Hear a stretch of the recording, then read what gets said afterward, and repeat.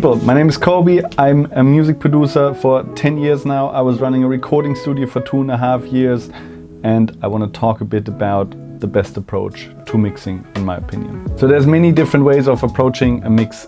Generally, I want to talk a bit about top-down mixing, meaning what we get right first is the frame.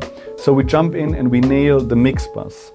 So we try to figure out, if we have a reference song, for example, what do we put on our mix bus first before we do any other thing? We want to get the rough frame right, because if we start dialing in the details in the beginning, we can get completely lost.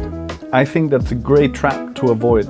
So generally, if we get a fresh mix, the best thing to do is to figure out what is the overall direction that we want to go into.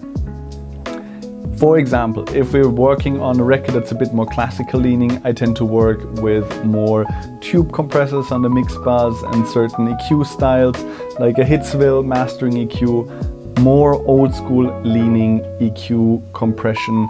I use tape, these kind of things to dial in that analog and vintage sound.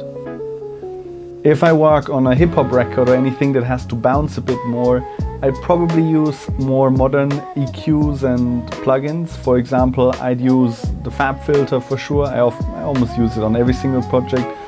I would use things as God Particle to just have a juicy low end.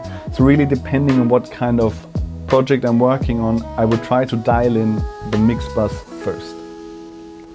If I have the mix bus and the balancer set, I have a clear understanding of the record and what it wants to tell me. I try to get it as close to the reference as possible with that mix bus on it, because then I have the rough frame. If I have the rough frame and the song sounds close to what I want to hear, then I can start dialing in the details and saying, today I want to, use that kind of reverb, or I want to change it up and add delays and have certain, more creative aspects, or maybe dialing in the EQs for the guitars, etc. But if my frame is not set correctly, then it's very difficult to work on the details and then put the frame around it. It works. The issue is we can get lost in the detail, so much so that we lose a lot of time. We're not necessarily more efficient, and the result that we get out of it is not better. So when we get the rough frame right, then we know exactly where we can go, and then we also can hear much more quickly what is still not working. Okay, for example, the bass needs more 800. For example, the kick needs more 80. Just to have that sit. But when the overall image is ready, I think jumping then into the details and fine-tuning our EQs, fine-tuning our reverbs, etc. is a much better approach.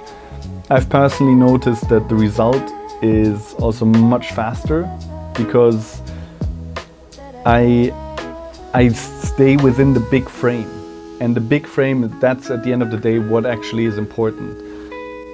We want to understand the big picture of a record and the feeling of a record. And no one hears, a couple of people, but no one really hears a snare sound or something. That's, us as mixers, producers, etc., artists, but people just vibe to a record. And I also notice myself, I often, when I listen to music, I don't really care how it sounds. I just put it on and it makes me feel a certain way, or it doesn't. And if it makes me feel a certain way, then I put it on in a certain time. Sometimes I listen a bit more focusedly, but most of the time I just try to enjoy music when I'm listening to music. And keeping that rough frame and the bigger picture is a much more important, a much more difficult task, I'd say, to really put into our mixes, rather than dial in all the detail and starting off by EQing the vocal or something like that. Sure, you might want to do a low cut, whatever, but that doesn't make sense if you don't understand the overall picture of your record. To then jump into any detail, I personally think is not the best approach. So starting with the mix bus and then going into the detail, then going into the vocal, which is the most important, and then start with the priority level. If you're working on hip hop, maybe with the bass and the 808 or the kick, and then maybe if you're working in rock music, maybe with the guitars. So depending on the genre, I'd look into prioritizing accordingly. Anyway, I hope that helps. Have a wonderful day. Peace.